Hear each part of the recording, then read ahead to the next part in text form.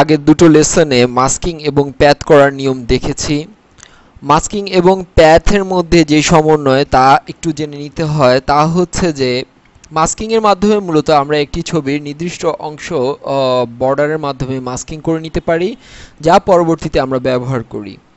আর path এমন একটি process যা মাস্কিংকে সহায়তা করার জন্যই, অর্থাৎ প্যাথের মাধ্যমে আমরা যে নির্দিষ্ট অংশটি মার্কিং করি সেই মার্কিং করা হয়ে গেলেও আমরা পরবর্তীতে আরও ডিটেল মার্কিংয়ের জন্য আমরা প্যাথের সহায়তা নিই এবং পরবর্তীতে এই প্যাথটিকে মূলত আমরা মাস্কিংয়ের আওতায় ফেলে দেই, যাতে করে সেই মাস্কিং বর্ডারের মাধ্যমে আমরা সেই ছবির অংশটুকুকে কেটে নিতে পারি।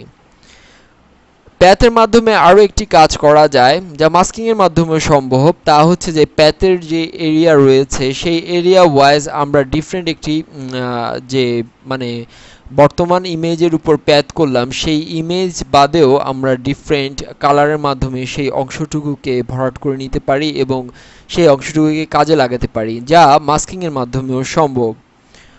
আমাদের ফটোশপ যে ভার্সনটি রয়েছে বর্তমানে তা হচ্ছে ফটোশপ সিএস। আমরা এই সফটওয়্যারটির মাধ্যমে যে সহায়তা পাবো মাস্কিং এবং প্যাথের ক্ষেত্রে তা হচ্ছে যে আমরা মাস্কিং এবং প্যাথের জন্য আলাদা একটি লেয়ার পাচ্ছি, যা আমরা এখানে অলওয়েজ রাখতে পারছি এবং যে কোনো সময় এগুলোকে ইউজ করতে পারছি।